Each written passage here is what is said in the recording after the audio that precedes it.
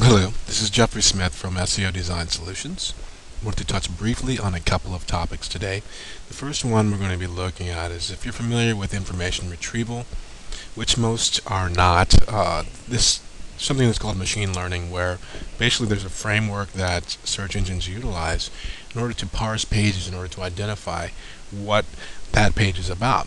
Now, I'm not going to get into this whole topic of latent semantic indexing or analysis, but what I do want to talk about is the parametric statistical model of word relatedness. And that's basically if you find one phrase that has a high co-occurrence that is known to be used in succession with other phrases, search engines can correlate text or contextual relevance from that phrase. So, for example, you see the instance here where somebody's asking, where can I find information on motor vehicles?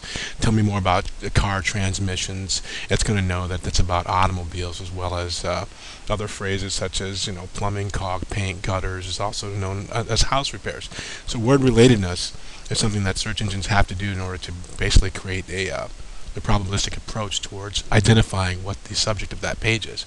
So instead of having to take it to that level and make it so complicated, one thing that you can do is, if you want to identify a niche or market, is look at the phraseology that's utilized as far as the nomenclature to determine what can I do to sort of theme or structure my pages. So what I'm going to do is I'm just going to use the phrase search engine optimization, which obviously is an extremely competitive keyword.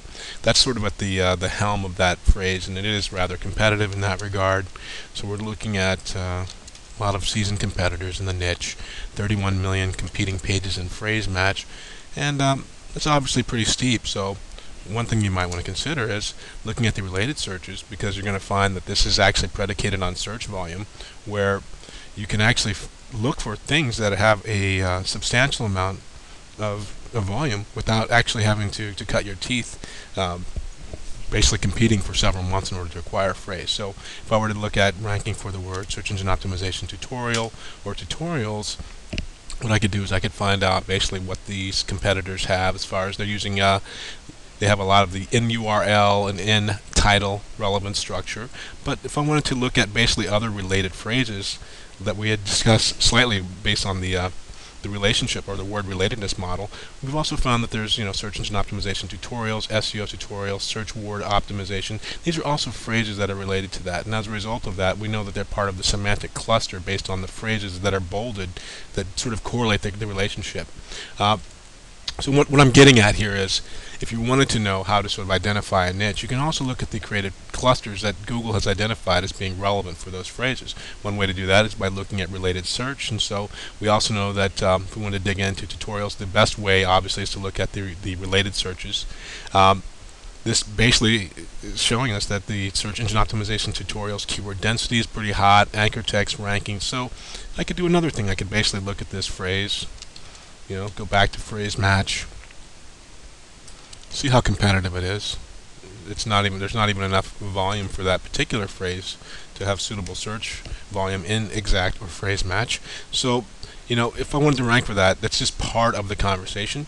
But you can also understand that every time that you do chip away at this, that you do have a higher mark due to the fact that search engines do look at data in a vector, which means that the semantic vector of whatever it is that you're talking about, when it parses the entire body of documents within your website, it's looking at the entire collective weight of the phrases that occur in the bag of words model. So basically, just having a higher frequency of words does not make it more important, but it's really looking for the context that's related between that.